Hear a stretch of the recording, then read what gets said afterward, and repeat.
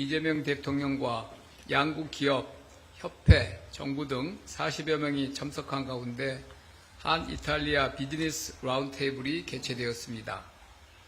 한국경제인협회와 이탈리아 경제인연합회가 공동 주관한 동행사에 우리 측에서는 삼성전자, LS, 효성회장 등 14명의 기업인이 참석하였고, 이탈리아 측에서는 핑칸티에리, 애닐라이브 회장과 페라리 CEO 등 17명의 기업인이 참석했습니다. 동 라운드테이블에서 참석자들은 한국과 이탈리아의 협력 관계가 AI 혁명과 공급망 재편의 시대를 맞아 새로운 차원의 도약이 필요하다는 것에 공감하며 특히 항공우주, AI, 반도체 등 첨단 산업, 친환경 연료 등 에너지 인프라, 바이오, 뷰티, 푸드 등 미래 유망 소비재 분야에서 새로운 협력 가능성을 모색하였습니다. 기업별로 주요 발언을 소개해드리겠습니다. 삼성전자는 이탈리아는 삼성에게 특별한 국가라면서 밀라노 가구쇼 등은 놀라운 영감의 원천이 됐으며 삼성의 칩 디자인 오피서도 이탈리아 출신이라고 밝혔습니다. 과학 강국인 이탈리아와 기술 혁신의 한국이 힘을 합치면 다양한 첨단 산업 분야에서 협력 확대가 가능할 것이라고 밝혔습니다. 현대자동차는 최초의 독자 모델인 포니의 디자인 협력에서 시작된 양국 간 협력이 미래 모빌리티와 전동화 분야의 전략적 협력으로 발전하고 있다고 소개했습니다. 네이버는 이탈리아가 독자적 AI 생태계 구축을 추진하는 것에 공감하며 AI와 디지털 플랫폼을 기반으로 이탈리아 디지털 생태계 발전에 기여하겠다는 계획을 밝혔습니다. 한국 항공우주산업, 즉 카이는 항공우주 강국인 이탈리아로부터 그간 큰 도움을 받았다면서 TASI 등 이탈리아 기업과 정찰 위성 개발 등 분야에서 공동 참여를 해왔고, 단순한 계약 관계를 넘어서 파트너사로서 공동 연구와 글로벌 공동 시장 진출을 해나갈 것이라고 밝혔습니다. 이 과정에서 주요 부품 공급 등이 원활히 이루어질 수 있도록 이탈리아 정부에서도 신속한 수출 승인 등 협조를 요청하였습니다. LS는 이탈리아 현지 기업 인수 후에 변압기 핵심 소재를 유럽에 공급 중임을 소개하며 최근 밀라노에 R&D 센터를 설립해서 이탈리아와 기술 파트너십을 확대하고 있다고 밝혔습니다. 북아프리카, 유럽을 연결하는 지중해 허브라는 중요성을 가진 이탈리아와 전력 인프라 분야에서 실질 성과를 만들어가기 위해 노력하겠다는 뜻을 밝혔습니다. 효성은 이탈리아가 한국과 여러 공통점을 가진다면서 패션, 금융업 등 다양한 이탈리아 기업과의 협력 사례를 소개하였습니다. 향후에도 친환경 소재, 에너지 인프라 등 분야에서 협력을 확대하여 양국 경제 발전에 기여하겠다는 포부를 밝혔습니다. LG화학은 글로벌 공급망이 불확실한 시기에 기존의 석유화학 기반 원료를 대체할 수 있는 대체 원료 확보가 매우 중요하다면서 이탈리아의 에너지 기업인 애니그룹과의 합작을 통해 바이오 나프타, 지속 가능 항공유 협력을 통해 친환경 에너지 전환의 대표적인 협력 사례를 만들어가고 있다고 소개하였습니다. HD 현대 건설기계는 EU산으로 한정했던 초고속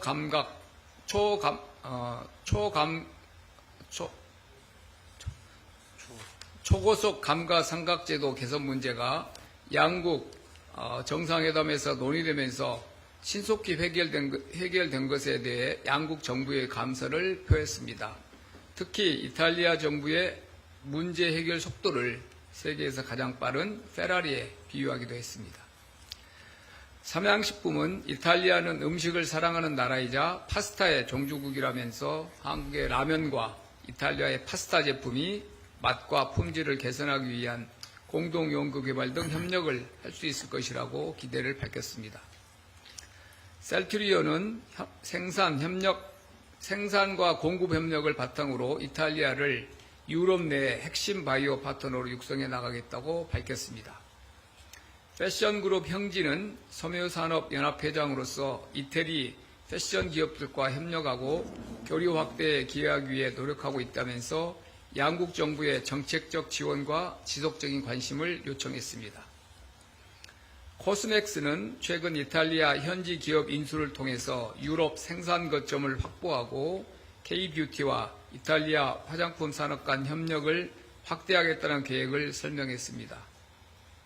유일한 스타트업 참여 기업인 큐어버스는 치매, 파킨슨병 관련 먹는 치료제를 개발 중이라면서 키스트의 순수 국내 기술에서 출발하여 이탈리아 제약회사 안젤리니 파마사와의 3억 6천만 달러 규모 기술 수출로 이어진 성과를 공유하면서 대체 불가 바이오 기업으로 성장하고 싶다는 포부를 밝혔습니다.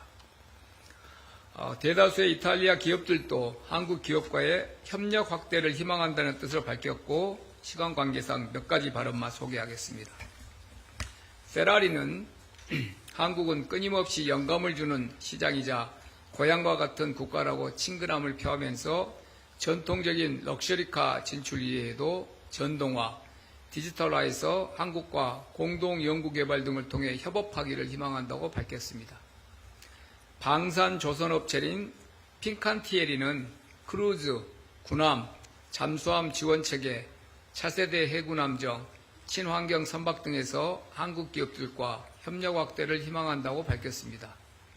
유럽의 최대 제조사로서 한국 기업들은 경쟁사이자 동시에 혁신적 이니셔티브를 주고받을 수 있는 협력 대상이라고 밝혔습니다. 색조 화장품 업체인 키코 밀라노는 유럽 최대 뷰티 업체라고 소개하면서 한국의 K-뷰티 성공 경험을 바탕으로 한국과 협업해 나가기를 희망한다고 밝혔습니다. 기업인들의 모든 발언이 끝나고 이 대통령님은 지금과 같은 대전환기에는 가치를 공유하는 국가 간의 연대와 협력이 중요하다면서 역동적으로 변화하는 세계 질서 속에서 한국과 이탈리아가 함께 발전해 나가기를 기대하고 그 과정에서 기업인들의 중추적인 역할을 기대한다고 밝혔습니다. 다음으로 오늘 HD 현대에서 언급하고 양국 정상회담에서 논의됐던 초감가 삼각제도 개선의 경과 그리고 그 의미에 대해서 간략히 추가 설명드리겠습니다. 외국과의 경제협력은 정부 차원의 협력과 민간 차원의 협력이 조화를 이룰 때 그 효과가 배가 됩니다. 이재명 대통령과 멜로니 총리는 정부 출범 후에 벌써 3번 공식 회담을 가졌을 정도로 정부 간 협력은 이미 긴밀히 이루어지고 있습니다. 이탈리아의 초감가 삼각제도 개선이 정부 협력을 통해 기업 애로를 해소한 대표적인 사례입니다. 초감가 삼각제도는 이탈리아 기업이 신규 설비를 도입할 경우에 실제 구매가보다 높은 금액을 비용으로 인정해서 법인세 부담을 줄여주는 정책입니다. 다만 연초에 정책을 발표 시에는 수혜 대상을 EU산 자산으로 한정하는 조항이 포함되어서 한국산 기계와 설비 도입을 희망하는 현지 기업들이 혜택에서 제외되어 우리 수출 기업에게 불리하게 작동한다는 우려가 제기되었습니다. 이에 지난 1월 서울에서 개최된 한 이탈리아 정상회담 계기에 의제로 올리기에는 매우 촉박한 상황이었음에도 불구하고 이재명 대통령께서 동사안을 직접 제기하셨습니다. 이에 멜로니 총리도 의회와의 협의를 주도하는 등 이 사안을 직접 챙기셔서 비EU산 기계설비도 세제 혜택을 적용받을 수 있도록 이 제도가 개선되었습니다. 특히 주목할 점은 오늘 낮 12시에 이탈리아 정부가 초감가 삼각제도 신청 플랫폼을 전격 오픈했습니다. 이탈리아 행정 절차상 법령은 관보 게재를 통해 효력을 발생하는데 이처럼 관보 게재 전에 플랫폼을 먼저 여는 것은 상당히 이례적으로 속도를 내는 조치였습니다. 이처럼 정상 간의 돈독한 우정과 신뢰가 양국 경제협력에 있어 민간 분야에서 걸림돌이 되는 부분을 신속하게 개선하여 실질적이고 가시적인 성과를 내고 있습니다. 26년 만에 이루어진 한국 정상의 이태리 국빈 방문은 한국, 이탈리아 양국이 미래 산업 시대를 함께 이뤄갈 전략적 파트너임을 재확인하는 계기가 되었습니다. 한국과 이탈리아는 제조업과 수출을 기반으로 성장해온 경제 강국으로서 급변하는 글로벌 통상 환경 속에서도 기술 혁신과 산업 경쟁력을 바탕으로 새로운 성장 기회를 모색하고 있습니다. 특히 AI, 반도체, 항공우주, 방산 등 첨단 산업 협력과 이를 뒷받침할 에너지, 인프라, 핵심 광물 협력은 양국이 함께 추진해 나가야 할 핵심 과제들입니다. 아울러 문화의 바탕을 둔 화장품, 푸드와 같은 소비재, 그리고 관광 분야 협력도 매우 유망합니다. 이번 정상외교와 경제 행사를 통해서 양국은 미래 산업 협력의 방향성을 공유하고 경제협력의 새로운 가능성을 확인했습니다. 또한 초감가 삼각제도 개선처럼 실질적이고 가시적인 성과도 이미 시작되고 있습니다. 앞으로도 양국 정부와 기업이 긴밀히 협력하여 민간 기업 간 협력이 풍성한 성과를 만들어갈 수 있도록 적극적으로 뒷받침하겠습니다. 그리고 이번 비즈니스 라운드테이블이 끝나고 대통령께서 즉석에서 한국 기업인들만 따로 사후 간담회를 개최하셨습니다. 그 자리에서 편한 자리에서 주고받은 내용들이라 그렇게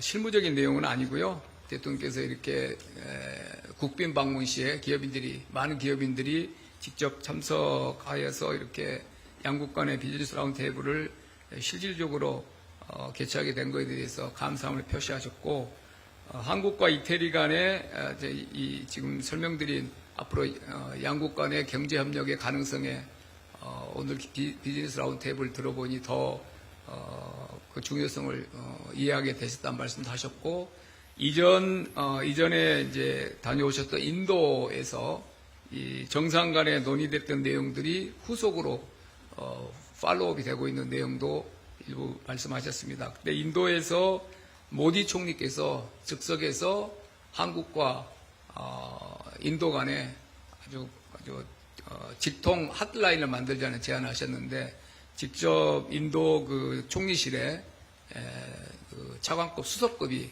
지정이 됐습니다. 그래서 우리나라에서도 경제성장수석이 카운터파트로 지정이 돼서 그때 후속 정상회담 때 합의했던 한국과 인도 간에 한국 우리 대통령실, 그다음에 인도의 총리실과 직접 라인이 개설됐다는 말씀을 드리고, 그때 인도 총리께서 약속하셨던 본인이 직접 한국의 비즈니스 위크를 하나 설정을 해서 한국 기업인들을 만나겠다. 그것도 아마 6월 하순에 그 행사를 직접 하시기로 확정됐다고 들었습니다. 그리고 대통령께서 기업인들께 적극적으로 정부에 건의를 해달라 그런 말씀을 하셨고, 개별 부처가 좀 처리하기 어려운 그런 정책 건의 사항은 대통령 정책실로 직접 건의해달라는 말씀도 하셨습니다. 그리고 한 기업인이 이제 대통령님께 여기 이제 패션 제품을 좀 대통령이 한번 사용해 주시라 그런 이제 즉석 건의를 하셨는데, 대통령께서 이제 화답하신다기보다 외국의 정상들께 화장품 선물 같은 걸 많이 하시는데, 그때 우리나라에서 품질 좋고 그런 그 우수한 중소기업 제품들도 포함해서 일종의 홍보 효과를 가질 수 있으니까 그런 방안도 검토해보라고 정책실에 그리고 의전비서관실에 지시를 하셨습니다. 이상으로 오늘 BRT 주요 행사와 이후에 있었던 사후 즉석 환담의 내용까지 제가 간략히 보고드렸습니다.